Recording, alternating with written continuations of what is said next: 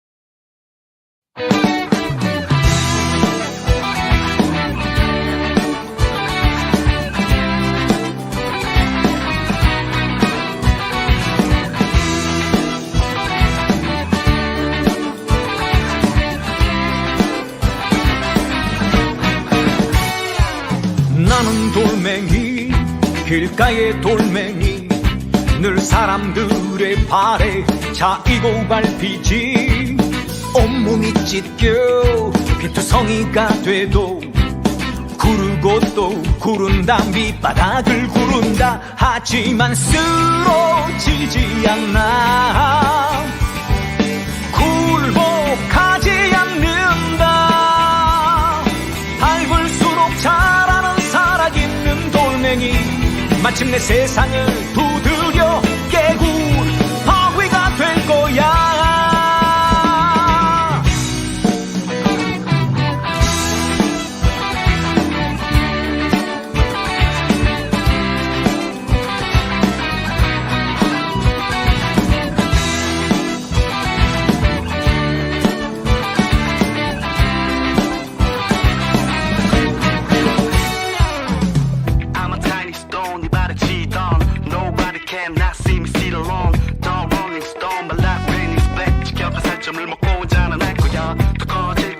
언젠가 네가 나를 우러러볼 거야 I'll be a rock bottom to the top 무시로 짓밟혀도 다시 살아나는 잡초 나는 돌멩이 길가의 돌멩이 늘 사람들의 발에 차이고 밟히지 온몸이 찢겨 피투성이가 돼도 구르고 또 구른다 밑바닥을 구른다 하지만 쓰러지지 않나 굴복하지 않는다 밟을수록 자라는 살아있는 돌멩이 마침내 세상을 두드려 깨고 바위가 될 거야 쓰러지지 않나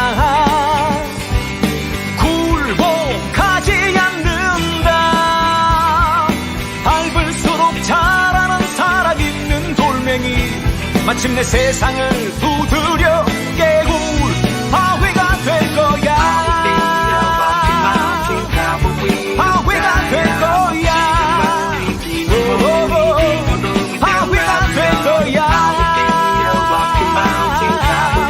바위가 될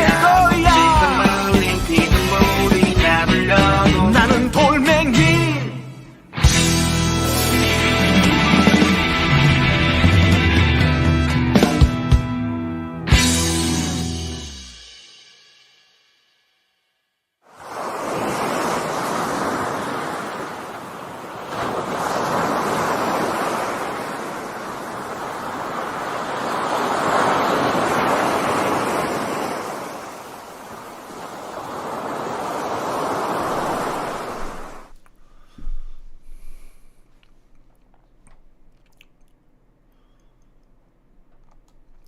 네, 자하 독설 데이트 자왕 최한욱입니다.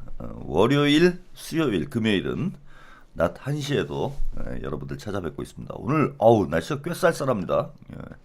다시 겨울로 돌아간 것 같은 비도 지금 꽤 내리고 있고 겨울 같은 느낌이에요. 방송을 어제까지만 해도 이제 제가 낮에는 이제 자켓을 안 입고 셔츠만 입고 이제 방송을 해야 되겠다 싶어가지고 지난주에는 셔츠만 입고 방송을 했는데 갑자기 또 추워졌습니다. 날씨가 알 수가 없어요. 윤석열이 오늘 이제 그 내란 재판 형사 재판에 이제 처음 출석을 했죠. 또 황제 출석이냐 뭐 이런 얘기들 나오고 있습니다. 이제 뭐 대통령도 아닌데 왜 이렇게 쥐기현 판사는 윤석열에게 예우를 하고 있는지 뭐 납득이 안 됩니다.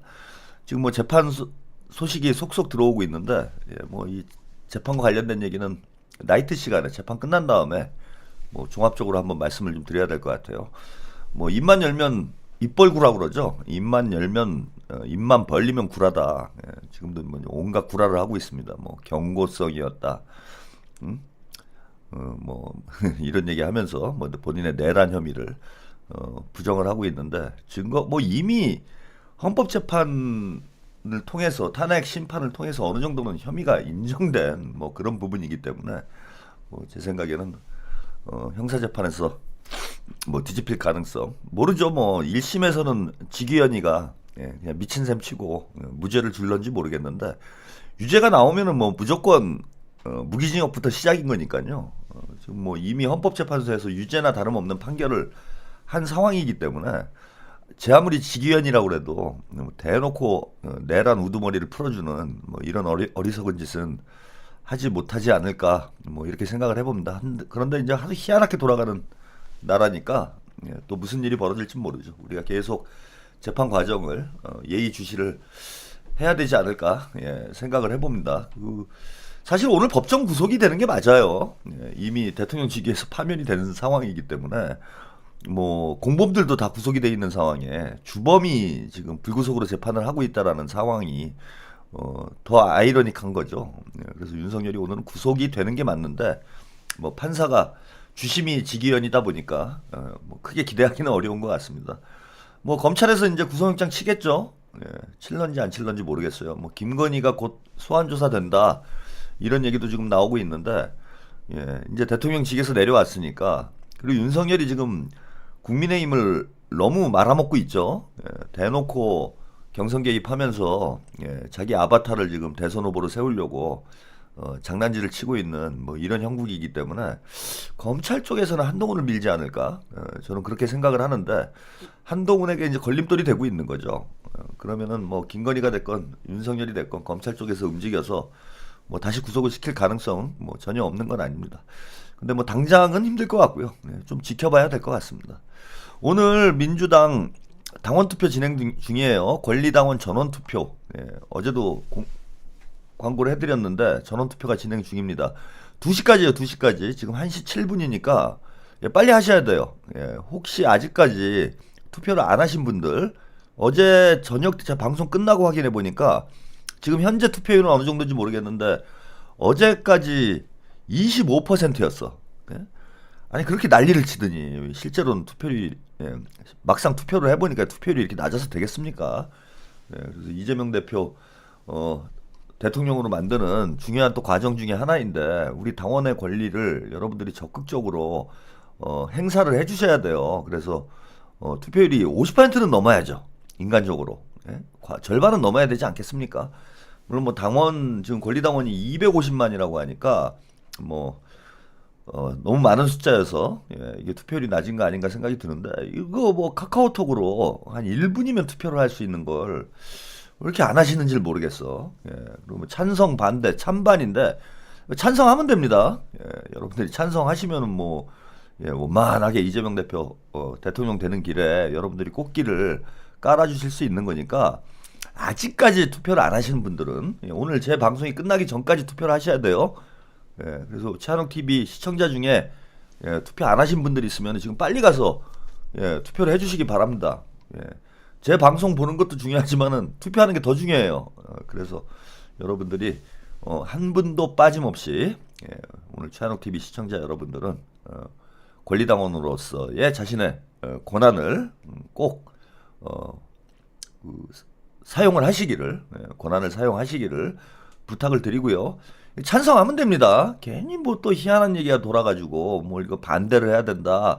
뭐 100% 당원 투표로 해야 된다. 70%, 80%뭐 당원 투표로 해야 된다. 여러 가지 의견들이 나오고 있는데 뭐 차차 바꿔 나가면 됩니다. 그 첫술에 배부를 수 있겠어요.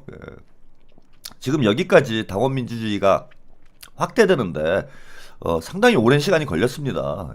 지금 돌이켜서 생각을 해보면은 그래서 첫술에 여러분들이 우리가 원하는 만큼 당원 권리가 확대되기는 어려운 점이 있으니까 지금부터 조금씩 한 단계씩 나가시면 돼요. 그래서 뭐 5대5 가지고 나는 성이 안 찬다. 그러니까 반대하겠다. 이런 분들은 국민 경선제로 돌아가자는 얘기하고 똑같은 행동을 하는 겁니다. 그래서 꼭 찬성표를 또 눌러주시기를 부탁을 드리면서 오늘 독설 데이트죠. 헷갈려. 밤 같아 지금 분위기가. 아침까지 30%였다고요. 오전에 이제 30%니까 이래가지고는 50% 넘기기가 쉽지 않을 것 같은데. 그래도 50%는 넘어야 우리가 체면 치레하지 않겠습니까? 그래서 안 하신 분들 꼭 좀 해주세요. 50%는 넘자고. 과반 투표에 뭐 압도적 찬성 뭐 이렇게 이제 결과가 나와야 지금 안 그래도 요거 본격적으로 오늘 여론조사하고 이재명 대표 대선 행보 두 가지 말씀을 드리는데 이것부터 얘기를 해야 되겠다. 당원 투표 얘기가 나온 김에. 안 그래도 지금 말이 많아. 지금 이런 얘기 나오고 있습니다. 민주 어대명 경선룰 자범 계속, 김두관 경선 불참 검토한다. 그래서 김동연과 김두관이 지금 경선 룰에 반대를 하고 있는 상황이고 원칙과 전통을 파괴한 결정이다. 김경수는 당의 결정 따라야 된다. 이재명 측은 당의 일임한 부분이다. 이러면서 김동연하고 김두관이 이제 거세게 반발하고 있어요. 왜 당원 민주주의를 확대하자고 그러는데 저 양반들은 반대를 하는지는 잘 모르겠는데 괜히 나오기 싫은가 봐. 제가 볼 때는 나오기가 싫은 것 같아요. 지금 나와봐야 망신만 당하고 경선이 끝날 가능성이 높고 본인들이 봐도 이제 어대명이고, 어대명이라기보다는 이제 뭐 거의 이대명인 거죠. 이미 뭐 대선 후보는 이재명이다 다 그렇게 생각하고 있는 상황이고, 이게 경선 과정에서 이제 뭐 판이 뒤집히거나 이재명 대표가 80% 이하로 내려갈 가능성도 현저하게 낮다고 봐요. 그러다 보니까 괜히 나가가지고 망신만 당하느니 그냥 핑계대고 지금 그만두자 이런 생각을 좀 하고 있는 것 같아. 핑계대고 이제 빠져나가자. 그래서 이걸 지금 핑계로 하려고 하고 있는 거야. 이거 이재명한테 유리한 경선률 아니냐. 여기 뭐 뉴스 기사 제목도 이게 왜 저는 어대명 경선 룰이라고 하는지 모르겠어. 룰을 어떻게 정해도 어대명인 거죠. 여론조사 100%로 해도 어대명인 거예요. 당원 투표 100%로 해도 어대명이고, 여론조사 100%로 해도 어대명이고, 오픈 프라이머리를 해도 어대명이에요. 완전 국민 경선으로 진행을 해도, 그러니까 100% 참여인단, 경선인단 투표로 해도 어대명이야. 이거는 판이 안 바뀌어요. 그래서 뭐 저는 약간 그런 말씀 좀 드리기도 했는데, 무슨 얘기냐면 이거 괜히 경선 룰을 가지고 시끄럽게 만들 필요 있냐, 괜히 시비 걸고 또 빌미나 주고 먹잇감이나 주는 꼴 아니냐, 뭐 이런 말씀도 드렸어. 그래서 그냥 이번에는 그대로 가도 큰 문제 없다. 그런데 어쨌건 우리 당원들이 우려하시는 부분들이 많기 때문에 절충을 한 거죠. 지금 당규 개정 특별위원회에서는 절충을 한 거예요. 당원들의 요구와 또 다른 경선 주자들 요구를 절충을 해서 그럼 머리 아픈데 5대5로 하자. 뭐 이렇게 정리가 된 거야 지금. 그래서 약간의 이제 절충안 비슷하게 5대5가 나왔다 이렇게 보시면 됩니다. 그래서 이거 뭐 어떻게 해도 이재명이 되는 이런 경선이기 때문에 너무 격차가 크게 벌어져 있잖아요. 한 6대4 정도만 돼도 경선 룰을 가지고 이제 시비를 뭐 할 수도 있겠다 이런 생각을 해. 경선 룰 가지고 시비를 할 수 있지. 한 6대4 정도 구도다 지금 이렇게 하면은. 근데 지금 8대2 혹은 9대1 구도예요. 경선 룰을 어떤 형태로 해도 다 이재명이 이기는 판이야 이거는. 근데 뭘 저렇게 시비입니까? 그냥 열심히 하면 되지. 그리고 본인들이 제가 볼 때 뭐 김두관 씨건 김동연 씨건 본인들이 뭐 대선 후보가 될 것이다 생각해서 출마한다고 보진 않아요. 진짜 만약에 저분들이 내가 이번에 잘하면은 민주당 대선 후보가 될 수도 있겠다 이렇게 생각을 했다라면은 이거는 좀 정신적으로 문제가 있는 거라고 생각해요. 자기 객관화가 전혀 안 되는 거지. 자기 객관화의 문제가 아니라 세상을 객관적으로 보지를 못하는 과대망상 상태라고 보면 돼요. 과대망상이 아니고서야 지금 이재명이 대선 후보가 되는 것, 대통령이 되는 것도 지금 거의 뭐 확정이나 다름이 없는 이런 상황에 무슨 뭘 자기들이 룰 가지고 시비를 지를 합니까? 한심스럽죠. 근데 어쨌건 간에 제가 이제 말씀드리고 싶은 거는 뭐 김동연 안 나와도 돼요. 아까 저기 보니까 저는 좀 걱정을 했던 게 뭐냐 하면은 다 불출마를 해가지고 그 전원 불출마를 해서 이재명 대표 뭐 찬반 투표로 경선이 진행되는 거는 뭐 우리 입장에서야 뭐 좋지만 또 국민들 보기에 이거 민주당 이거 경선이 너무 재미없다.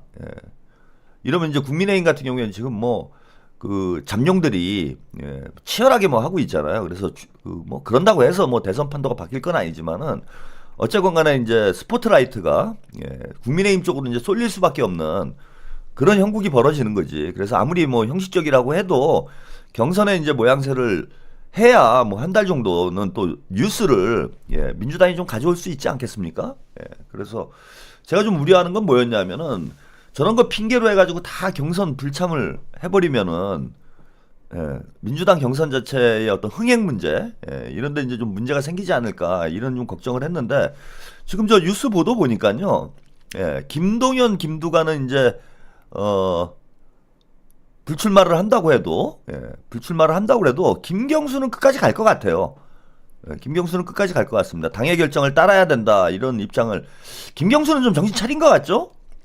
초반에 이제 정신 못 차리고 이재명 대표를 좀 때리는 방식으로 가다가 착한 2등 전략이라고 이제 유시민 작가가 조언을 했어. 착한 2등 전략으로 가라 지금. 어차피 대선 후보는 이재명이 될 수밖에 없는 상황이고 김경수는 이제 차차기를 노리거나 아니면 뭐 당권을 노리거나 미래를 보면서 움직이는 게 좋지 않느냐. 뭐 이렇게 그 매블쇼에서 유시민 작가가 이제 조언을 했어. 그래서 착한 2등 전략으로 뭐 가는 게 낫겠다. 뭐 이런 얘기를 했는데 처음에는 이제 이 말을 안 듣고 나름 뭐 이재명 대표와 나를 세우는 방향, 차별화를 하는 방향으로 갔다가 그 단식 투쟁하면서 이제 그 정신을 차린 것 같아요. 현타가 온 거지. 현실 인식이 된 것 같아. 그래서 김경수가 좀 태도가 많이 바뀌었습니다. 그래서 그 뭐 아름다운 경선 뭐 이런 쪽으로 이제 방향성을 잡은 것 같아요. 그래서 불필요하게 이제 논란 일으키지 않고 자기는 자기 일 하고 그리고 이재명 대표는 뭐 그러니까 이재명 대표 일하고 그래서 아름다운 경선으로 좀 방향을 잡아가지고 특별히 시비를 할 것 같지는 않습니다. 그래서 김동연, 김두관이 사퇴를 하더라도 김경수는 지금 완주를 할 것 같아요. 당의 결정을 따르겠다고 얘기를 했으니까. 그러면 이제 이재명, 김경수 이렇게 2파전으로 가는 이런 양상이 되면은 뭐 둘이 사퇴를 하더라도 큰 문제는 되지 않는다 이런 거고. 그럼에도 불구하고 제가 여러분들께 투표를 좀 많이 해주십사 부탁을 드리는 거는 그 명분을 주면 안 되잖아요. 아니 그 당원 민주주의를 확대하기 위해서 경선 룰을 바꾸자 이렇게 주장을 해놨는데 당규 특별위원회에서는 이제 그런 거잖아. 당원들의 참여를 높이고 당원들의 비중을 높이기 위해서 당원 민주주의를 확대하기 위해서 경선 룰을 바꾸겠다 이렇게 명분을 삼았는데 막상 당원 투표를 해보니까 투표율이 50%도 안 돼. 그럼 쟤네들이 야 이거 봐라 당원들 절반도 투표를 안 했는데 이렇게 당규 개정하는 게 맞느냐 이러면서 또 뭐 공격의 빌미를 준다는 거야. 그러니까 이재명이 막 뭐 당을 뭐 마음대로 막 운영을 한다 친명들이 이런 또 비난의 빌미가 된다라는 거예요. 그래서 여러분들이 투표를 좀 많이 하셔야 된다. 뒷말 안 나오게. 그리고 김동연이나 김두관이 그만두더라도 불출마를 하더라도 우리가 이제 좀 명분에서 앞서야지. 근데 막상 뭐 이거 당원 투표 해보니까 50%도 안 되고 진짜 한 뭐 30 몇 % 해가지고 절반 뭐 찬성해가지고 이거 경선 룰이 확정이 돼버리면은 그만큼 우리 당원들 입장에서는 명분이 약해지는 거 아니에요. 그래서 좀 최대한 여러분들이 이게 뭐 좀 중앙당에서 좀 잘못한 부분도 있습니다. 이거 저희 지금 당원당규 개정을 위한 전당원 투표가 진행되고 있는지 안 되고 있는지도 이제 모르는 당원들도 많고 이런 문제들을 좀 개선을 해나가야 돼요. 민주당에서도 앞으로 이거 제대로 홍보도 하고 이거 중요한 문제인데 당의 최고 의사결정 기구가 당원 투표 아닙니까? 근데 이거 당원 투표를 하고 있는지 말고 있는지도 우리 당원들이 모르는 상황이 돼버리면 되겠냐고. 어찌 보면 좀 졸속으로 진행된다는 느낌도 있어요. 제가 볼 때는. 그래서 이제 투표율이 낮은 부분도 있는데 어쨌건 뭐 중앙당에서 실무적으로 미흡한 부분이 있더라도 우리 권리는 우리가 찾아서 먹어야죠. 그래서 지금 한 40분밖에 안 남았으니까 투표 안 하신 분들은 지금 가서 꼭 투표하시고 방송 보세요. 투표 안 하신 분들이 있으면은 뭐 최한우TV 시청자분들은 뭐 대부분 투표를 하셨을 것 같아. 제가 보니까 100% 투표를 하셨을 것 같은데 혹시나 안 하신 분이 있으면은 한 명이라도 돼야 됩니다. 그래서 우리가 명분을 가져와야 돼요. 명분을 가져와야 돼요. 열심히 해야 됩니다.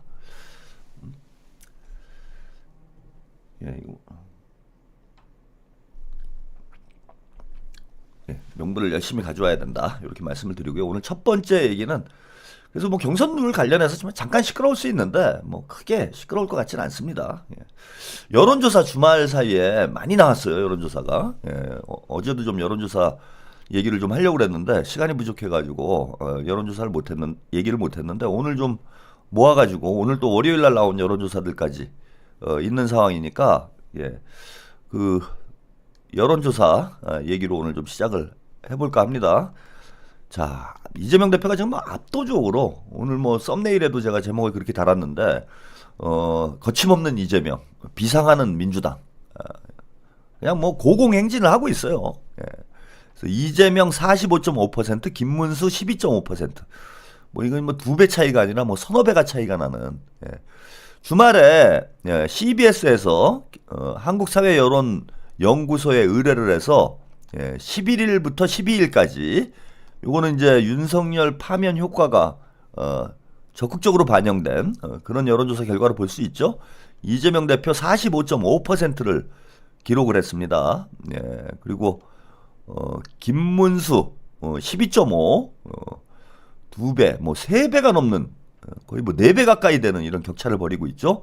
한동훈이 좀 치고 올라오고 있어요. 예, 오세훈이 후보 사퇴를 했는데 오세훈은 이제 윤석열 쪽에서 지금 주저앉힌 거 아닌가 이렇게 생각했는데 결과적으로 오세훈이 후보 사퇴를 하면서 오세훈을 지지했던 유권자들은 한동훈 쪽으로 옮겨가는 오세훈이 이제 한덕수 쪽에 조금 힘을 실어주는 오늘 리얼미터에서 한덕수까지 이제 포함된 여론조사가 나오긴 했습니다. 그래서 한덕수가 이제 꽤 나오고 있어요. 아직 출마 선언 안 했음에도 불구하고. 근데 오세훈 지지자들이 대체로 한동훈, 그러니까 오세훈과 유승민 지지자들이 한동훈 쪽으로 옮겨간 거죠. 예. 그래서 유승민은 한동훈에게 좀 힘을 실어주기 위해서 불출마 선언을 한 것 같고 오세훈은 윤석열이 찍어 눌러가지고 명태균으로 압박해서 찍어 누른 것 같은데 한덕수 쪽에 힘을 실어줬어요. 오세훈이. 그럼에도 불구하고 아직 한덕수가 여론조사에 안 들어간 이런 여론조사에서는 한동훈 지지율이 지금 대폭 상승을 했습니다. 그래서 오세훈 표하고 유승민 표가 한동훈 쪽으로 지금 쏠리는 이런 양상이 되고 있다. 그래서 지금 김문수하고 한동훈이 상당히 격차를 좁혔죠. 예, 김문수 12.5, 한동훈 10, 예, 홍준표 6.3, 그 다음에 나경원이 처음 등장했는데 3.5 이렇게 돼 있습니다. 그래서 여기 보면은 친윤이라고 할 수 있는 게 김문수, 나경원이에요. 예, 뭐 햄버거 회동도 했다. 어제 방송에서 제가 보도를 해드렸는데 김문수, 나경원을 합치면 이게 이제 친윤 쪽이라고 볼 수 있으니까 요 둘을 합치면은 16%가 나옵니다. 16% 나오죠. 그리고 한동훈, 홍준표가 비윤이라고 볼 수 있어요. 비윤 혹은 반윤 표로 볼 수 있습니다. 홍준표는 앞으로 어떻게 될지 모르겠는데 홍준표, 한동훈이 비윤, 반윤인데 흥미로운 거는 한동훈과 홍준표를 지지율을 합치면은 16.4. 그 다음에 아스팔트, 빤스 부대와 셉셉이 부대 표를 합친 김문수와 나경원을 지지율을 합치면 16%. 아주 미세한 차이긴 하지만 비윤이 친윤보다 0.4% 앞서는 이런 결과가 나왔습니다. 예, 흥미롭죠. 예, 제가 그래서 한동훈이 가능성이 있지 않겠냐. 이게 결선까지 가는 구도라면은 지금 분위기 봐서는 이제 결선까지 가게 될 가능성이 높은 것 같은데 예, 지금 현재 4파전인데 한덕수는 국민의힘에 입당을 해서 경선에 참여할 것 같진 않아요. 어제 말씀드린 대로 1+1 전략으로 갈 것이다. 1차로 국민의힘 경선을 하고 2차로 단일화 경선을 할 것이다. 그래서 1차에서 김문수나 나경원을 윤석열이 밀고 여기서 만약에 국민의힘 경선에서 한동훈이 된다라면은 2차 단일화 경선에는 이제 한동훈, 한덕수, 이준석 이렇게 참여를 할 가능성이 높죠. 뭐 또 그런 얘기도 들리긴 해요. 김두관 씨가 이제 정신줄을 놨는지 경선 룰이 이대로 확정이 되면은 본인은 이제 불출마 선언을 하고 무소속으로 출마를 하겠다. 무소속으로 나오면 뭐 지지율이 나올지 어쩔지 조국혁신당으로 나가면 어때요? 뭐 그런 얘기를 하는데 뭐 국민의힘 쪽하고 후보 단일화를 할 것 같지는 않고 그러면은 여기 이낙연도 있죠 지금. 얘네들이 이제 생각하는 마지막 흥행 카드는 그건 것 같아. 국민의힘 경선을 해서 거기서 후보가 확정이 되면은 한덕수를 무소속으로 출마를 시키고 그 다음에 이낙연 있고 이준석 있고 그래서 요 네 명이 경선을 해서 그리고 이준석이 지지율이 잘 나오면은 이제 이준석은 주저앉히는 거죠. 명태균을 이용해서 오세훈처럼 주저앉히고 어쨌건 한덕수가 전주 출신이죠. 그 다음에 이낙연이 이제 그 영광 출신인가? 전남 출신이고 그래서 호남표를 좀 플러스 해가지고 한동훈을 밀어주는 한동훈을 밀거나 한덕수를 미는 윤석열은 한덕수를 밀겠죠. 근데 이제 한동훈 쪽에서는 이렇게 단일화를 해가지고 호남표를 좀 끌고 오는 이런 이제 계획을 세우고 있는 거 아닌가 이렇게 보입니다. 그래서 지금 매우 국민의힘 경선이 이제 구도가 바뀌어서 치열하게 진행될 가능성이 있다 이런 거고요. 정당 지지도가 민주당이 42.8%, 국민의힘 37.3%니까 이 지금 정당 지지율 격차 크지 않아요. 지금 보통 10% 정도 격차가 벌어지고 있는데 요거 5%밖에 차이가 안 났어. 그러니까 상당히 보수 친화적인 여론조사였다라는 거예요. 이 여론조사가. 그 다음에 정권 교체가 53.5, 그 다음에 야권에 의한 정권 연장이 38.4. 이렇게 보면은 좀 보수 친화적인 이게 보통 정권 교체가 한 60% 가까이 나와야 되는데 한 57, 8% 정도는 나와줘야 돼요. 그런데 야권에 의한 정권 교체가 53% 나왔고 정당 지지율 격차가 5%밖에 나오지 않는 걸로 봐서는 보수 친화적인 여론조사였음에도 불구하고 이재명 대표 지지율이 45.5%. 지금 50%가 넘는 상황이라고 봐야죠. 압도적인 지금 1위를 달리고 있는 그런 상황이라고 말씀을 좀 드릴 수 있을 것 같습니다. 그러니까 경선 룰을 가지고 이렇게 소란을 스럽게 만들 이유가 없어요. 어제 또 세계일보 쪽, 세계일보도 뭐 성향상 보수 친화적인 이런 여론조사 결과가 나올 가능성이 상당히 높은 그런 매체인데 세계일보에서도 어제 여론조사가 나왔습니다. 뭐 비슷해요 다. 어대명 추세는 뭐 크게 지금 바뀌지 않고 있는 이런 상황입니다. 보시면은 이제 정당 지지율부터 보실까요? 정당 지지율 민주당이 41%, 국민의힘이 35%니까 CBS하고 좀 비슷하게 나왔죠? 그리고 흥미로운 게 조국혁신당 지지율이 3%, 2%가 나왔어요. 거의 조국 정의당이라고 봐야죠, 이 정도면은. 3%, 2%가 나왔는데 이 원인이 그 오픈 프라이머리 소동 때문에 벌어진 일이 아니냐. 어제도 이제 조국혁신당에서 뭐 연합정부 얘기한 것에 대해서 왜 또 똥볼 차냐, 오바질 하느냐. 제가 어제 방송 말미에 좀 말씀을 좀 드리기로 했는데 결국은 오픈 프라이머리를 하자. 선거연대까지는 뭐 서로 연대가 필요한 상황이니까 정권 교체를 위해서 거기까지는 그렇다 쳐도 연합정권 정부 얘기를 하면은 그 기분 다툼으로 보일 수밖에 없어. 민주당 지지자들이나 유권자들이 볼 때는 야 조국혁신당이 이재명이 차린 밥상에 이재명과 유권자들이 국민들이 차린 밥상에 숟가락 얹으려고 하는구나 이런 인상을 줄 수밖에 없습니다. 본인들은 내 본심은 그런 게 아니야. 아무리 항변을 해도 유권자들이 그렇게 느껴버리면 그건 끝인 거예요. 그 정치인들은 한마디 한마디를 자 유권자들의 어떻게 받아들일지를 깊이 있게 고민을 해가지고 해야 돼. 근데 그냥 막 던져. 뭐가 그렇게 마음이 급한지. 그리고 연합정부, 그 연합정부 하자는 얘기는 장관 몇 자리 달라는 얘기예요. 쉽게 말씀을 드리면은. 우리 조국혁신당에도 장관 몇 자리 달라. 이게 연합정부야. 아무리 뭐 좋게 포장을 해도 공동으로 정권 운영을 하자라는 얘기고, 공동으로 정권 운영을 하려면은 내각에 참여를 해야지. 물론 뭐 국정협의체 같은 거를 만드는 방법도 있긴 한데 그건 대단히 이제 제한적인 방식이고 적극적으로 연합정부다라고 얘기를 하려면은 내각 구성에 참여를 하는 걸 우리가 연합정부라고 얘기를 해요. 그래서 연합정부라는 표현 자체가 내각 참여를 의미하는 거예요. 그러면은 내각 참여를 하는 것 뭐 조국혁신당 입장에서는 야 우리가 좀 개혁을 위해서 우리도 뭔가 역할을 하고 싶다.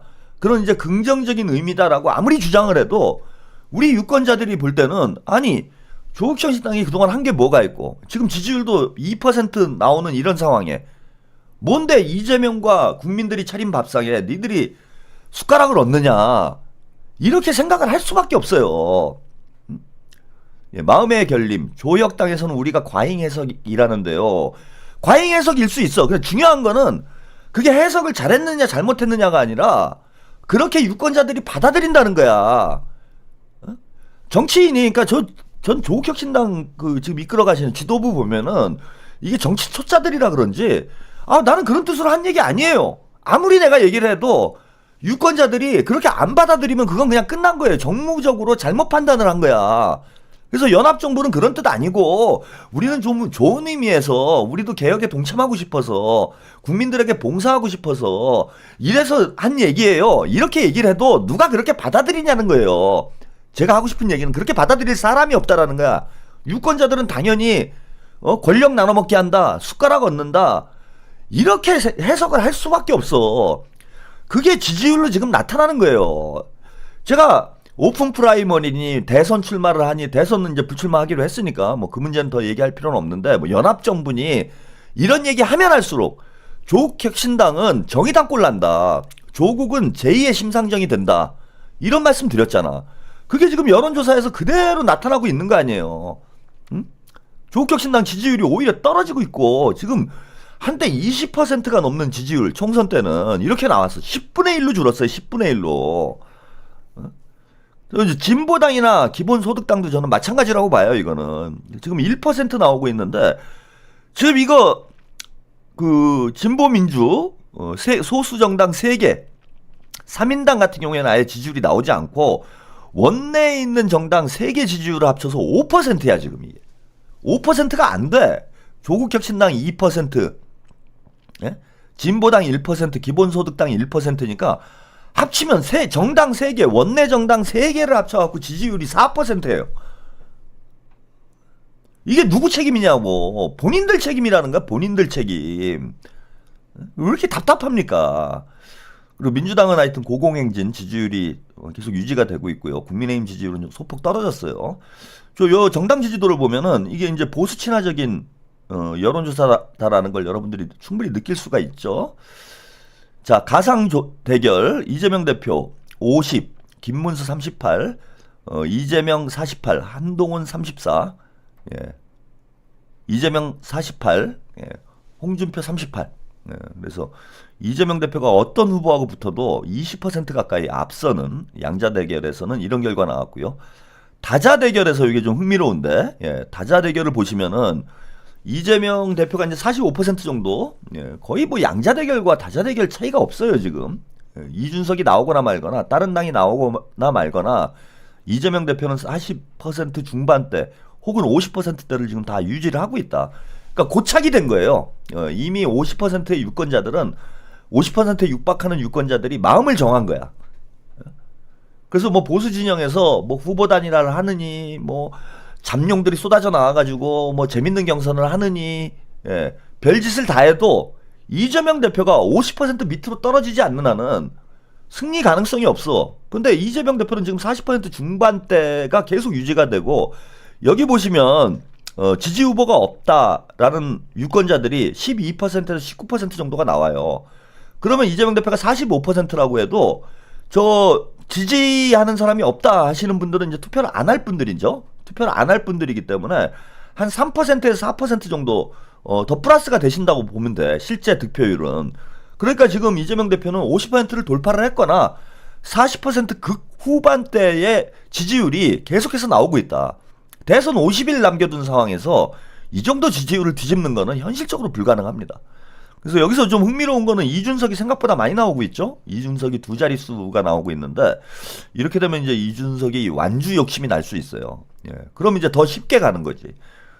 물론 이제 쟤네들은 이제 후보 단일화를 하려고 뭐 온갖 수를 쓰고 또 이준석을 또 명태로 압박을 해가지고 뭐 날려버리고 뭐 이런 걸 하겠지만은, 어쨌건 국민의힘에게 투표를 못하겠다 이렇게 생각하는 유권자가 10%가량 된다라는 건 보수 진영에게는 국민의힘 입장에서는 뭐 좋은 신호는 아닌 거죠. 자, 대선 결과와 관련해서, 예, 민주당 후보를 선호한다가 42%, 국민의힘 후보를 선호한다가 32%니까 이것도 이제 10%가량 차이가 나는 이런 형국입니다. 자, 더불어민주당 이제 경선 결과를 예측할 수 있는 더불어민주당 대선 후보 선호도 조사인데요. 예. 여론조사에서 이렇게 나온 거예요. 이제 전체 유권자를 포함한 여론조사에서 이재명 46, 김동연 15 이렇게 나왔는데 민주당 지지층의 무당층을 합치니까 이재명 대표가 69, 70%에 육박하는 결과 나왔죠. 그리고 김동연이 6%로 줄어들어요. 그러니까 김동연, 김두관도 마찬가지야. 김경수도 마찬가지고 참 이거 흥미로운 여론조사 결과인데 김동연이나 김두관, 김경수의 공통점이 보수층이 아끼는 후보라는 거야. 국민의힘 지지자들이 아끼는 후보라는 거예요. 그래서 민주당 지지층으로 좁히면은 오히려 지지율이 떨어져 지금. 이런 사람들이 그리고 이게 또 의미가 없는 게 본인들은 뭐 오픈 프라이머리를 하자 뭐 이런 주장을 하고 있는데 지금 그냥 일반 유권자들 그러니까 국민의힘 지지층 역선택 방지 조항을 안 넣어도요. 역선택 방지 조항을 안 넣는다고 해도 이재명 대표가 46, 김동연이 15니까 이거는 경쟁이 안 되는 지지율 차이예요. 물론 이제 진짜로 뭐 경선 때 여론조사를 하면은 국민의힘 지지층이 적극적으로 응답을 해서 이 비명 후보들 지지율이 상승할 가능성은 있지만은 설령 역선택 방지 조항을 안 넣는다고 해도 이재명이 압도적으로 이기는 상황이고 역선택 방지 조항은 안 넣으면 안 됩니다. 당연히 지지층이 자기 이 후보를 자기가 선출하는 게 맞기 때문에 역선택 방지 조항을 넣게 되면은 이재명 대표가 69%가 나오니까 70%가 아마 넘는 그러니까 아마 당원 투표하고 여론조사를 합치면은 80%에 육박하는 이런 득표를 하게 될 것 같아요 이재명 대표가. 그래서 뭐 어대명이 거의 확실시 된다. 요거를 좀 보실 수가 있고요. 자, 요 개헌 문제도 여론조사를 했는데 4년 중임제가 53%, 분권형 대통령제 12%, 의원 내각제 13%로 만약에 개헌을 한다면은 4년 중임제를 할 수밖에 없다. 예, 요것도 참고를 하셨으면 좋겠습니다. 자, 이래서 여론조사 좀 소개를 해드렸고요. 몇 가지 더 오늘 나온 여론조사까지 소개를 좀 해드려야 되겠네. 예. 오늘 또 여론조사 꽃에서 여론조사가 나왔습니다.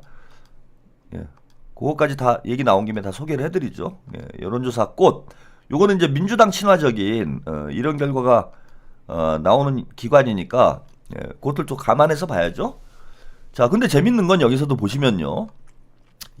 더불어민주당 49.6%가 나왔어요. 그 다음에 거의 뭐 20%가량 차이가 나는 거죠. 민주당 지지율이 50%에 육박하는 이런 상황이고 국민의힘 지지율은 30.1%인데 예. 자, 김어준 여론조사 기관에서 상당히 그 조국 친화적인 그리고 조국 혁신당을 뭐 민주당보다 더 밀어준다 이런 건 아니지만은 조국 혁신당에게 상당히 도움을 주고 있잖아 김어준이. 근데 여론조사 털에서 지금 여론조사를 했는데도 조국 혁신당이 3.1%예요. 아까 그 CBS 여론조사, 세계일보 여론조사 결과하고 정당 지지율이 큰 차이가 없죠. 3.1%가 나 3.1%가 여론조사 털에서 이러면 망했다고 봐야 돼. 조국 혁신당은 황현선하고 김보엽, 신장식이 말아먹은 거예요 지금. 조국 대표 본인은 생각이 어떤지 감옥에 있으니까 뭐 잘은 모르겠는데 지금 완전히 당을 말아먹고 있는 거야. 3%까지 떨어졌어 여론조사 털에서. 그러면 끝난 거지. 응? 예. 대선 후보 선호도 조사, 선호도 조사 보면은 이재명 대표가 46.7, 다 거의 비슷하죠. 그 다음에 김문수 10.0, 한동훈 6.0, 이렇게 나왔어요. 그래서 한동훈이 지금 오세훈, 유승민이 불출마 선언을 하면서 최대 수혜자는 한동훈이 되고 있다. 그래서 한동훈이 가파르게 지금 김문수를 추격하는 이런 양상이 되고 있다. 그래서 결국은 한동훈과 이제 김문수의 양강 구도가 되지 않겠나? 국민의힘 경선은 한동훈과 김문수의 양강 대결일 가능성이 높고 결국은 결선 투표까지 가게 될 것 같다. 결선 투표까지 가게 되면은 저는 한동훈 쪽에 좀 더 무게중심이 실리지 않을까 이런 생각이 들고요. 검찰에서 지금 김건희 소환 카드를 좀 만지작되고 있는데 검찰의 내부 상황을 지금 잘 모르겠습니다. 예, 뭐 검찰 내부 상황을 좀 잘 알고 있으신 분들이 있는지 모르겠는데 결국은 윤석열이 이제 적극적으로 나서가지고 한덕수가 됐건 뭐 김문수가 됐건 본인의 아바타를 대선 후보로 만들려고 적극적으로 개입을 하고 있는데 검찰에서는 이게 저는 정치 검찰들은 이게 부담스러울 수 있다고 봐요. 예. 그러니까 한동훈을 국민의힘 당대표로 세워놔야 예. 검찰 입장에서는 이제 검찰 개혁을 어떻게든 막아보고 예. 또 차차기 때 도전이라도 해볼 수 있을 텐데 만약에 윤석열 아바타가 대선 후보가 된다. 그럼 이제 한덕수나 김문수가 뭐 대통령 될 가능성은 없고 결국 윤석열이 이걸 발판으로 해서 복귀를 한다고 깽판을 쳐버리면 보수 진영 전체가 완전히 공멸을 해버리는 이런 형국으로 갈 수 있기 때문에 저는 아마 정치검찰 쪽에서는 한동훈에게 좀 무게중심을 두지 않겠나 뭐 이런 생각을 좀 해봅니다.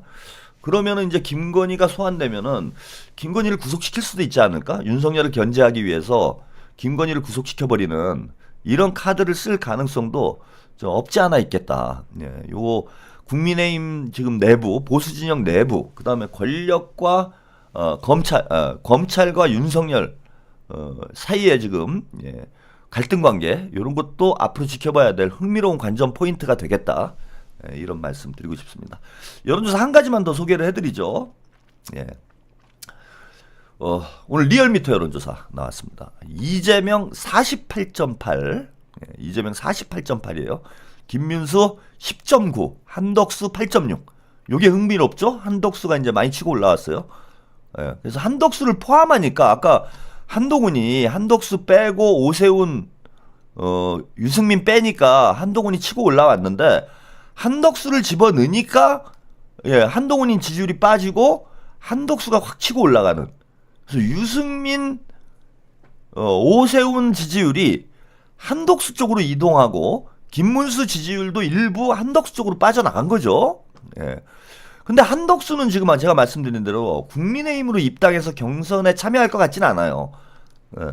무소속으로 나와서 1+1 전략으로 가지 않겠냐. 그래서 요런 여론조사가 국민의힘의 경선에 영향을 미치기는 좀 어려운 형국이 아닐까. 근데 이제 한덕수가 만만치 않다라는 거, 예, 좀 확인이 됩니다. 그래서 보시면은 이재명 대표 48.8, 지난주에 49.5였으니까요. 50%에 육박하는 결과 나오고 있고요. 김문수가 쫙 빠졌죠? 예, 김문수 빠지고, 한동훈 예, 약간 빠지고, 여기는 유승민, 오세훈도 포함을 한 거네요. 근데 불출마 선언을 했으니까 응답률이 좀 많이 떨어졌던 것 같아요. 예. 그러면서 지금 한덕수 쪽이 예, 힘을 받고 있는 이런 형국이고요. 김경수 1.3, 김동연 1.2, 김두관 0.9. 그러니까 뭐 민주당 이재명 대표를 제외한 나머지 후보들 지지율 다 합쳐야 3% 나오는 이런 형국입니다. 그래서 야권 후보 지지율 총합 55.1%고 계속 유지가 됩니다. 여권 후보 총합 38.6%로 2%가량 소폭 상승을 했어요. 그리고 예, 정당 지지율 보시면은 자, 민주당이 46.7, 국민의힘이 33.1. 그래서 격차가 지난주보다 점점 더 벌어지고 있는 윤석열 파면 효과가 나타나고 있는 이런 상황입니다. 그래서 여론조사 몇 개를 제가 한꺼번에 그냥 쭉 한번 살펴봤는데 대체로 다 비슷하죠. 예, 여론조사 기관에 따라서 뭐 편차가 거의 없습니다. 이게 명태균 같은 이제 브로커가 사라지니까 여론조사가 좀 정상화되는 것인지 대부분 여론조사가 좀 비슷한 결과들이 쭉 나오고 있어요. 그래서 이재명 대표는 양자 대결이건 다자 대결이건 40% 후반대 지지율을 기록을 하고 있다. 이거는 뭐 역대 대선 후보 중에 최고 지지율이라고 봐야 돼요. 저는 뭐 이런 기억이 없어요. 그 민주당이건 국민의힘이건 예, 대선 직전에 대선 이제 2달도 채 안 남겨놓은 시점에 후보 지지율이 특정 후보 지지율이 40% 후반대가 나오는 이런 지지율은 제가 본 적이 없습니다. 그래서 이재명 대표가 지금 압도적으로 위에 있는 뭐 이런 형국이다. 그리고 민주당 지지율도 40% 중후반대를 계속해서 기록을 하고 있기 때문에 민주당 역사에서 예? 그 누가 뭐라고 하건 민주당 역사에서 이재명 같은 압도적인 후보는 존재하지 않았고 민주당뿐만 아니라 대한민국 헌정사를 돌이켜 보아도 이재명과 같이 국민들의 압도적인 지지를 받는 후보는 없었어요 지금. 뭐 체육관에서 대통령 뽑을 때 빼고 이재명처럼 압도적으로 지지를 받는 후보는 없었다. 그리고 민주당 현재 지지율은 역대 최고 수준이다. 민주당 지지율이 과반이 넘은 50%가 넘는 걸 제가 본 적이 없습니다 과거에. 근데 지금 40% 후반을 꾸준히 찍어주고 있고, 경우에 따라서는 50%가 넘는 여론조사 결과가 나오고 있어요. 이 정도로 민주당 대선 후보와 민주당의 지지율이 높았던 적이 없다. 지금처럼 안정적인 대선 구도는 제가 본 적이 없습니다, 여러분. 그래서 많은 분들이 아직도 이제 뭐 걱정을 하시고 뭐 이러는데, 이 정도 대세론이 형성이 되면은요, 대세론이 이 정도로 형성이 되면은 중도층이 이재명 대표 쪽으로 확 쏠릴 수밖에 없어요. 그리고 중도층은 저는 대세 투표를 한다라고 뭐 계속 강조를 드렸잖아. 쉽게 말씀을 드리면은 중도는 강한 쪽으로 붙는 거예요. 강한 쪽으로. 대세 투표라는 게 강한 쪽으로 붙는 투표가 이제 대세 투표라는 겁니다. 그래서 어차피 대통령은 이재명이 되는 분위기면 중도는 이기는 쪽에 투표를 해요. 그 실제 대선에 들어가면 현재 지지율이 40% 후반대가 나온다라면은 실제 대선으로 들어가면은 득표율이 더 높아질 가능성이 두 가지 이유 때문에 더 높아져요. 하나는 여론조사에서는 그 무응답층이 존재를 하잖아. 근데 투표에서는 무응답층이 있을 수는 없잖아요. 무응답층은 투표를 안 하는 거지. 그래서 무응답층을 빼고 득표율을 환산을 해야 되기 때문에 현재 50%가 넘었다라고 보는 게 저는 맞다고 보고, 또 하나는 밴드웨건 효과가 더 강하게 나타날 거다. 중도층이 대세 투표를 하면서 어차피 이재명이 될 될 사람한테 힘을 실어주자. 이렇게 이제 나올 가능성이 높아. 그래서 중도층 실제 투표장에 들어가면은 중도층이 이재명 후보에게 투표한 중도층의 표가 더 많아지지 않겠느냐. 이재명에 투표하는 중도층이 더 많아지지 않겠느냐라고 저는 전망이 됩니다. 그래서 이재명 대표 이 정도 지금 현재 여론조사라면은 뭐 앞으로 50일이나 남았기 때문에 이대로 다 간다. 이렇게 뭐 확정적으로 드릴 수는 없지만은 이게 지금 뒤집힐 가능성은 거의 없다고, 희박하다고 보시면 되고요. 실제 투표를 하면은 저는 60%에 가까운 혹은 진짜 대한민국 헌정사의 민주당 역사에 처음으로 60% 득표를 하는, 60%가 넘는 득표를 하는 대선 후보가 나올 수도 있다. 그렇게 되면 이재명 대표 뭐 개혁에 힘이 확 실릴 수밖에 없죠. 이재명 대표가 자신감을 가지고 집권 초기부터 주도적으로 개혁을 밀고 나갈 수 있는 그런 정치적 동력이 생길 수 있다. 지금 뭐 그럴 가능성이 여론조사로 확인이 되고 있지 않는가, 이렇게 봅니다. 자, 마지막으로 이재명 대표 대선 행보와 관련된 오늘 이제 아주 의미 있는 대선 일정이 있었어요. 요거 좀 소개를 해드리고 오늘 방송 마치도록 하겠습니다. 저는 그래서 이재명 대표 이제 선거 전술과 관련해서 대선을 앞으로 어떻게 50일 정도 남은 대선 기간을 어떻게 보내시면 좋겠나, 뭐 이 말씀을 좀 드리고 싶은 게, 이재명 대표는 이제 누구와 경쟁할 필요가 없는 상황이에요. 경쟁을 하지 말아야 된다. 예컨대 뭐 무슨 다른 대선 후보들, 국민의힘 쪽이건 민주당 쪽이건 간에 대선 후보들하고 굳이 겸상을 할 필요가 없다라는 겁니다. 다른 후보들하고 차원과 급이 달라. 그래서 겸상하지 말아라. 같이 놀지 말아라. 누가 됐건, 그게 한동훈이 됐건 뭐 김문수가 됐건 한덕수가 됐건 이재명 대표는 얘들하고 겸상하면 안 됩니다. 그거는 뭐 민주당 최고위원 민주당에서 하면 돼요.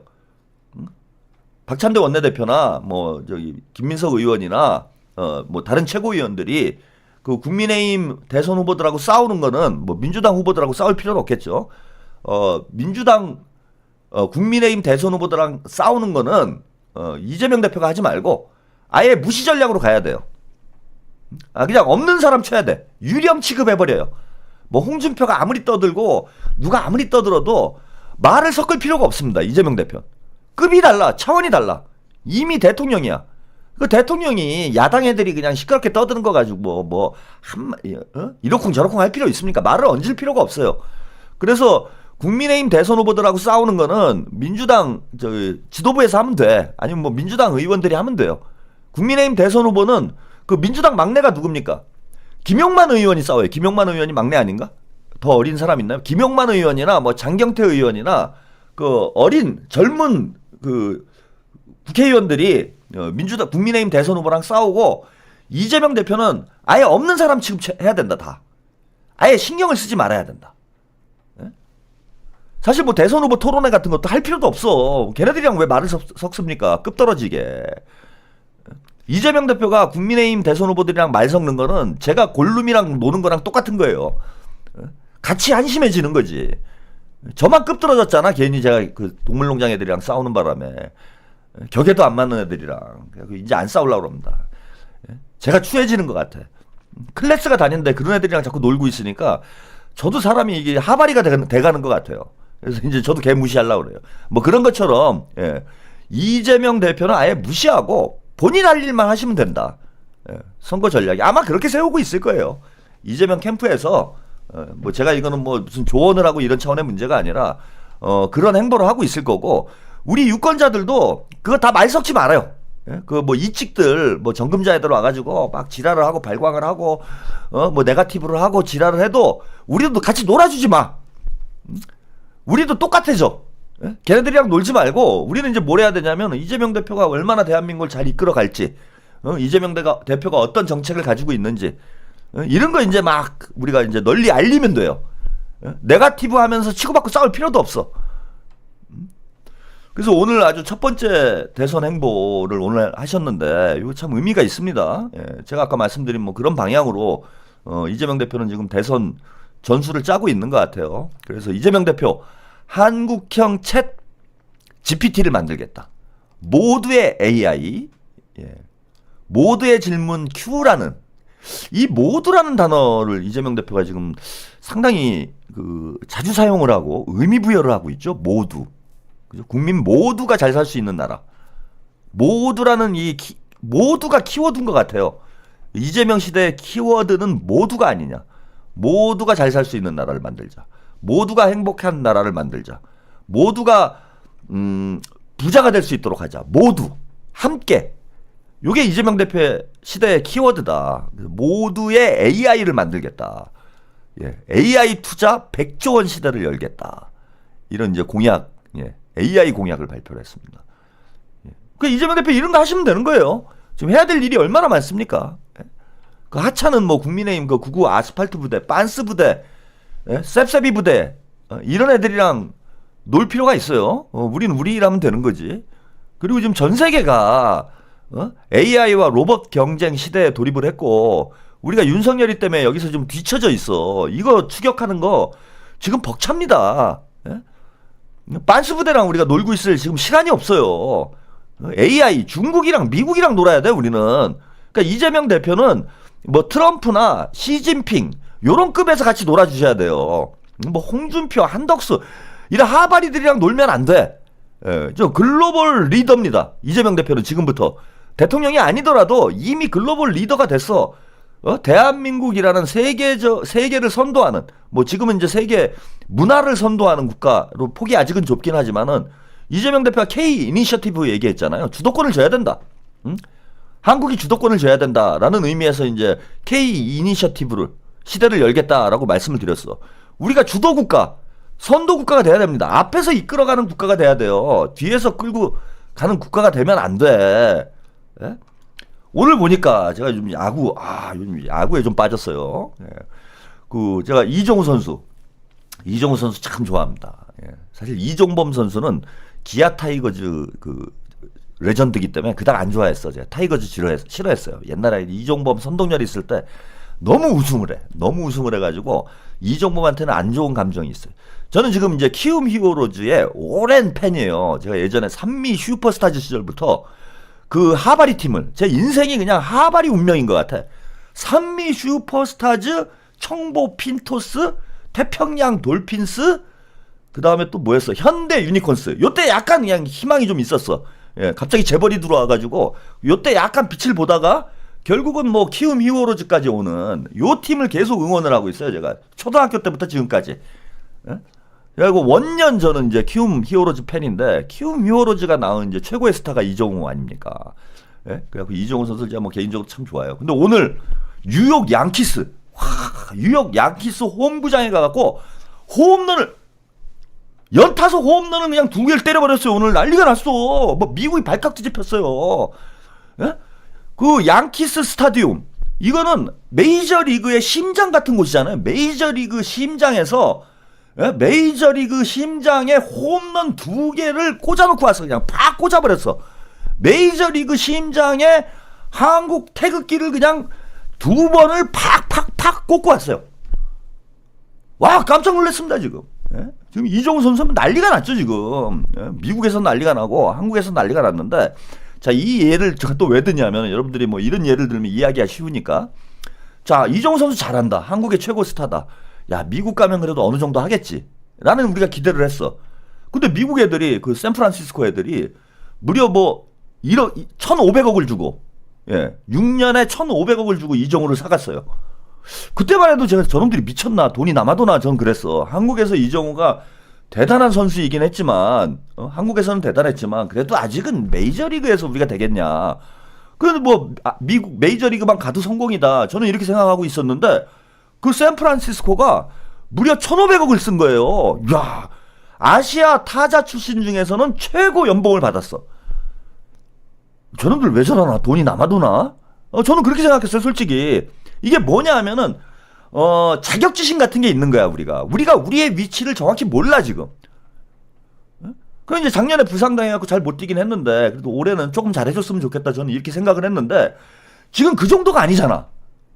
이 정도면은, 1,500억이 지금 샌프란시스코가 제일 큰 승자예요. 얘네들이 그만큼 투자에 어마어마하게 지금 이득을 보고 있는 거야. 뭘 앞으로도 더 잘할지는 모르겠는데 어마어마한 이득을 본 거예요. 이정우 같이 저렇게 하는 선수를 1,500억에 샀으면은 그냥 거저 데려간 거지 이거는.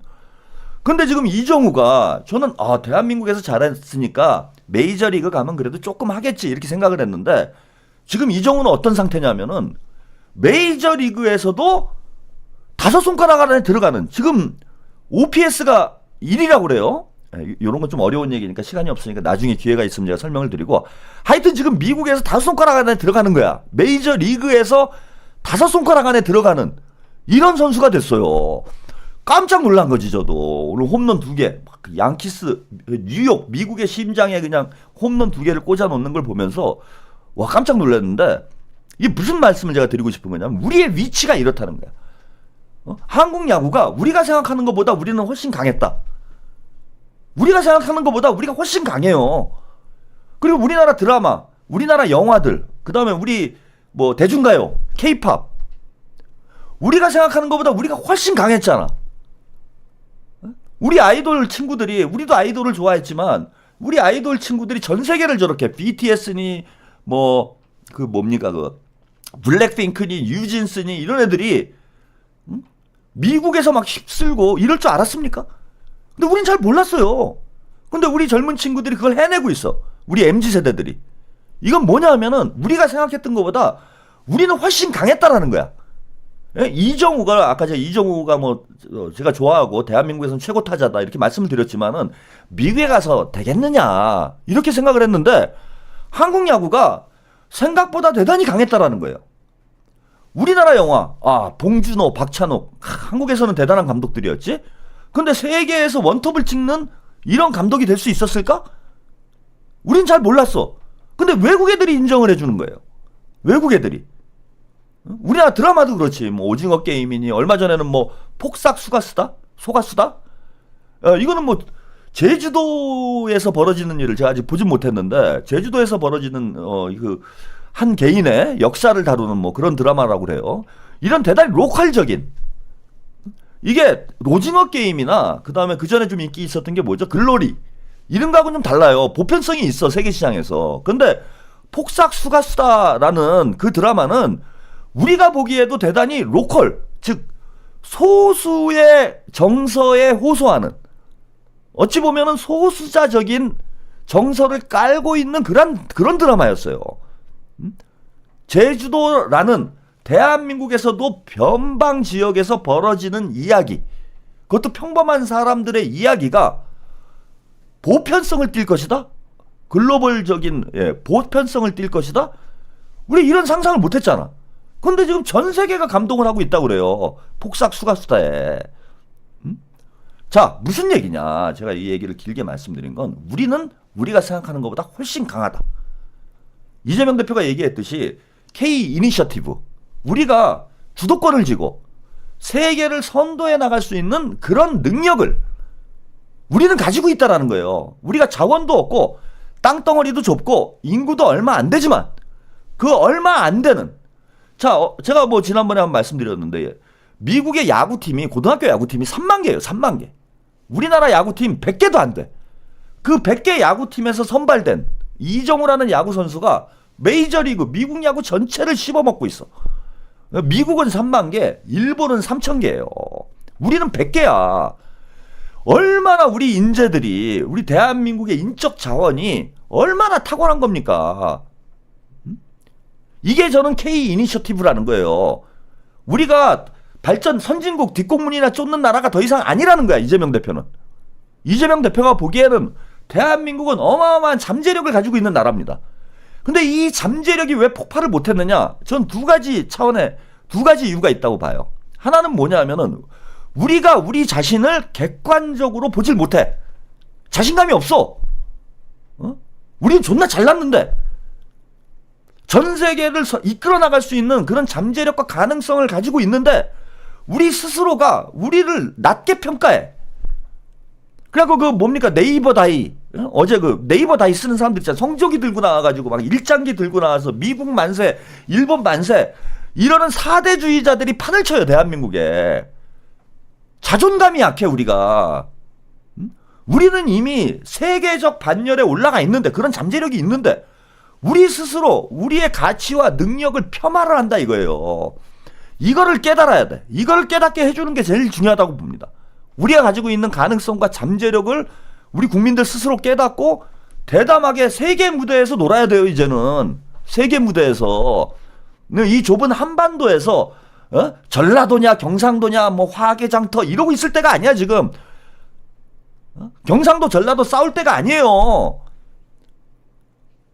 전 세계로 나가야 돼. 우리는 미국하고 경쟁하고 일본하고 경쟁하고 중국하고 경쟁하고 유럽하고 경쟁해야 되는 나라 처지가 된 거야.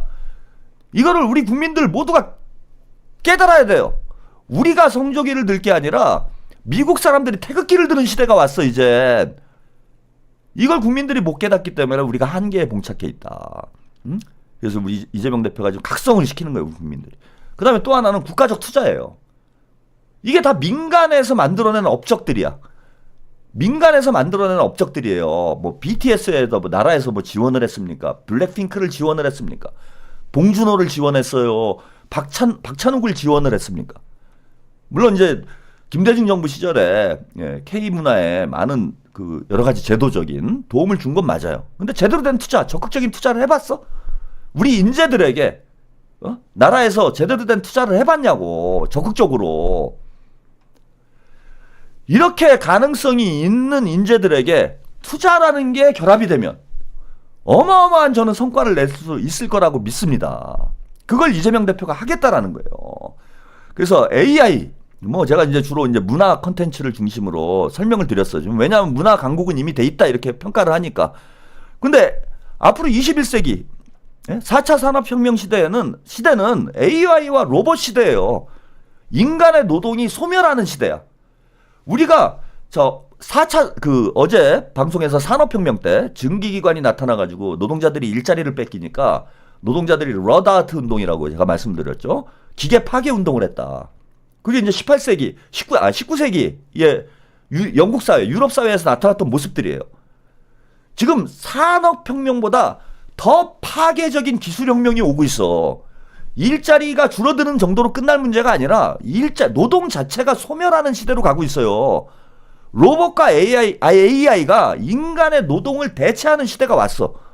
자, 인간의 위치와 인간의 존재 방식 자체가 달라진다는 거예요, 이제는. 이런 시대가 지금 코앞에 와 있는 거예요, 코앞에. 그리고 미국과 중국을 중심으로 해서 전 세계가 이 AI 경쟁에 뛰어들고 있어요. 근데 AI 경쟁은 결국은 인간의 두뇌 싸움이야, 두뇌 싸움.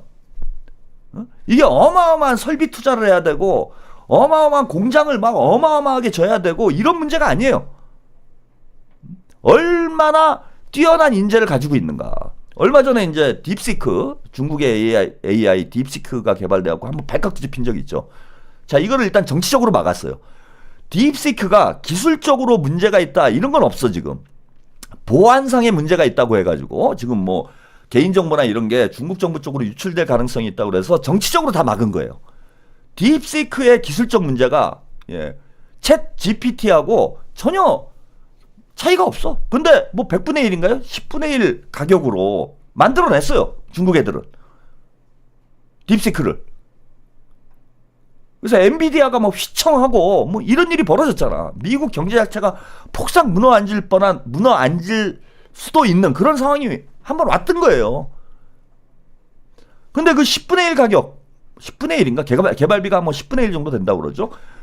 더 되나? 아무튼 뭐 제가 기억하건대 그렇습니다. 뭐 10분의 1이건 20분의 1이건 그런 가격으로 AI를 만들어낼 수 있다면 그건 아이디어잖아요. 아이디어. 미국 애들이 하는 방식과 다른 방식으로 개발을 했기 때문에 더 저렴하게 중국에 성공을 한 거 아니야.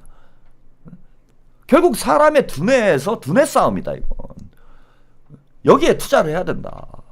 그래서 100조 원을 투자를 하겠다. 이재명 대표가 이런 이야기를 오늘 한 겁니다. 이게 앞으로 우리가 가야 될 길이에요. 이래서 정치가 중요한 거야. 네? 정치가 결국은 결정적인 겁니다. 정치가 우리 삶하고 아무런 관계가 없는 것 같아도 지도자가 누구이고 어떤 정당이 집권했느냐. 자, 윤석열 대통령 시절에 R&D 예산 깎고 앉아 있었어요. 근데 이재명이 대통령이 되면은 이제 본격적으로 AI 경쟁에 뛰어들겠다라는 거 아닙니까? 사람의 관련 이재명 대표가 AI를 핵심 키워드로 처음 내놓은 대선 공약에 대해 챗 GPT가 내놓은 평가다. 자, 챗 GPT가 이렇게 답을 했다라는 거예요. AI 인재 양성과 규제 정비는 양날의 검이다. 사람의 역량이 곧 나의 성능이기 때문에 똑똑한 엔지니어 연구자가 많아질수록 AI도 좋아진다. 자, 제가 말씀드린 거랑 똑같은 거죠. 우리가 AI 경쟁에서 앞서 나갈 수 있는 선도 국가가 될 수 있는 가능성과 잠재력이 바로 여기 있는 거예요. 챗 GPT가 이렇게 답을 했다라는 거예요. 사람의 역량이 곧 나의 성능이다. AI의 성능은 사람의 성능인 거고 똑똑한 사람이 많으면 AI가 좋아진다. 자, 이거 우리가 제일 자신 있는 거잖아. 대한민국이 AI 개발에 선도 국가가 될 수 있는 가능성이 여기 있는 거예요. 챗 GPT가 인정을 한 거야. 똑똑한 사람이 많을수록 AI가 좋아진대잖아. 똑똑한 사람이 전 세계에서 제일 많은 나라가 저는 대한민국이라고 생각을 하는 거예요. 아까 말씀드린 대로 인적 잠재력이 전 세계에서 가장 큰 나라야. 똑똑한 사람이 많기 때문에 우리는 AI 개발에서도 선도적인 역할을 할 수 있다.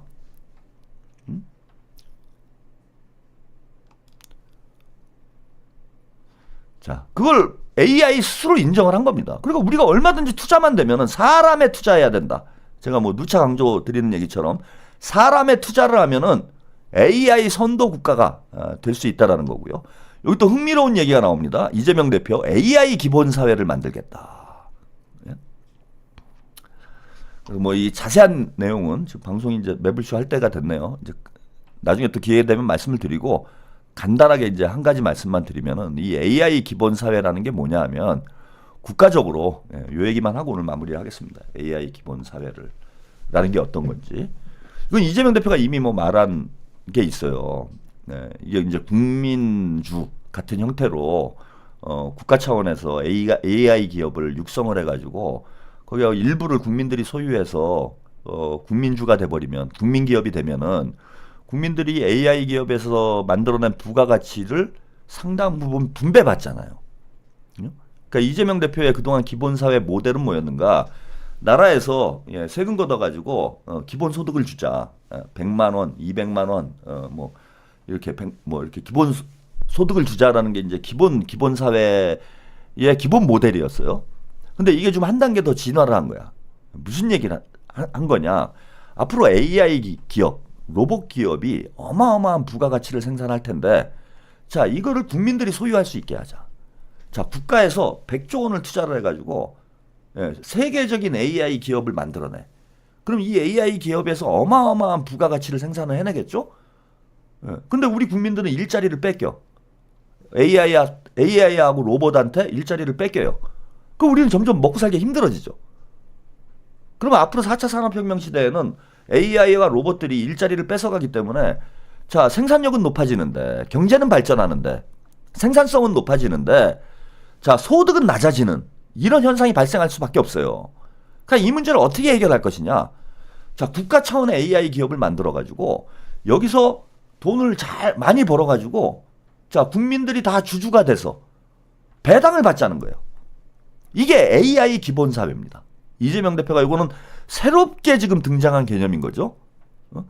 국가적으로 투자해서 거대 AI 기업을 만들고 이 기업에서 돈을 열심히 벌어가지고 자, 우리 국민들 대다수는 그 기업의 소유자가 되는 거예요. 소유자가 돼서 이 국가에 뭐 일단은 이제 국가에서 분배를 받겠죠. 국가에서 배당을 받겠지. 엔비디아 같은 기업이 대한민국에 하나 있어. 엄청난 부가 모아질 거 아닙니까? 그럼 국가가 그 주요 소유주 중에 하나인 거야. 혹은 대주주가 국가일 수 있는 거죠. 60%는 뭐 국가가 소유하고 40%는 민간이 소유를 해. 그럼 배당을 받을 때 그 수익의 60%는 국가가 받을 거 아니에요. 그럼 국가가 부유해지겠죠? 그럼 이거를 국민들에게 나눠주자는 거예요. 이재명 대표가 얘기하는 AI 기본사회는 아주 혁신적인 지금 발상이죠. 요거는 나중에 기회가 될 수 있을 때 이제 점점 이재명 대표, 제가 아까 이재명 대표는 이제 그 하바리들하고 국민의힘 하바리들, 아스팔트 하바리들하고 말 섞을 필요 없다. 본인의 길만 가시면 되고 우리도 마찬가지예요. 괜히 이찍들하고 싸울 필요 없고 이런 어마어마한 구상들, 사회 전체를 근본적으로 바꿔놓을 수 있는 이러한 어마어마한 정책들이 이재명 대표가 쏟아놓을 거야. 그런 걸 우리는 알리는 게, 국민들에게 알리는 게 저는 더 중요하다고 봅니다. 그래서 이 AI 기본사회 오늘은 간단하게만 좀 말씀을 드렸는데 나중에 제가 좀 정리가 되면은 이게 상당히 오늘 첫 행보가 아주 의미심장한 행보예요. AI 산업에 100조를 투자하겠다. 그리고 AI의 성능은 인간의 능력과 정비례한다. 결국 100조 원을 사람에게 투자해야 된다. 인재들에게 투자해야 된다. 과학기술에 투자를 해야 된다.